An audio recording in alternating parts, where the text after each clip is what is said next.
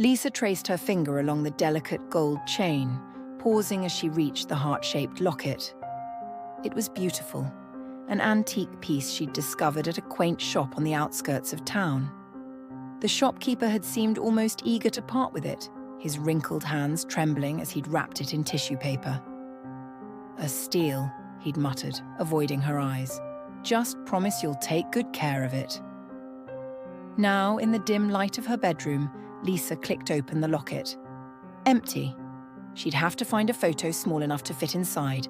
As she clasped it around her neck, a chill ran down her spine. Must be a draft, she thought. That night, Lisa dreamed of fire. Flames licked at her heels as she ran down an unfamiliar hallway. Smoke stung her eyes, filled her lungs. A child was crying somewhere, the sound muffled and distant. Lisa reached for a doorknob but yanked her hand back with a cry of pain. The metal was searing hot. She jolted awake, gasping for air. Her nightgown was drenched in sweat, and her throat felt raw, as if she'd been screaming. Lisa's hand flew to her chest, fingers closing around the locket.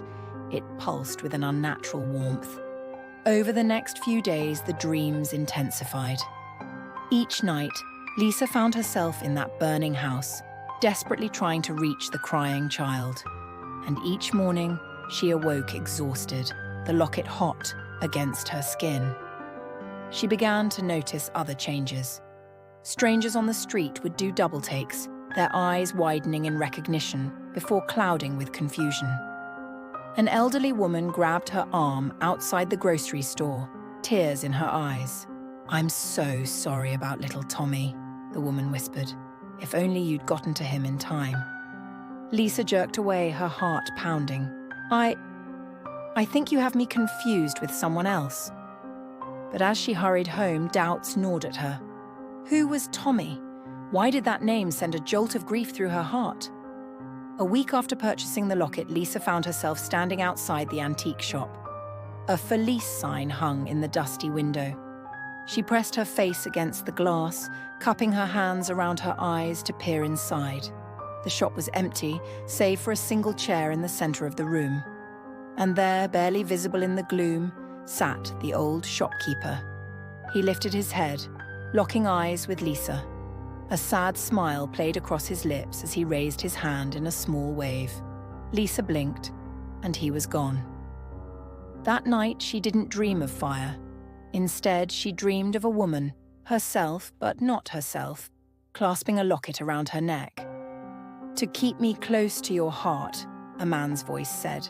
Then, a child's laughter, a family photo being slipped into the locket, a perfect moment frozen in time until the smoke alarm shattered the peace.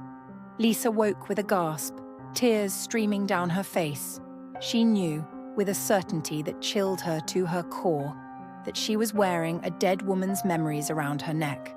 The locket burned against her skin, a constant reminder of a tragedy she hadn't lived, but now could never forget. Her trembling fingers moved to unclasp the chain, but she hesitated.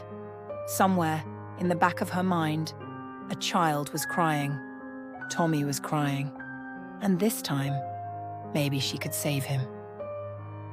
Lisa left the locket where it was and closed her eyes, surrendering to the weight of borrowed memories and a grief that wasn't hers to bear.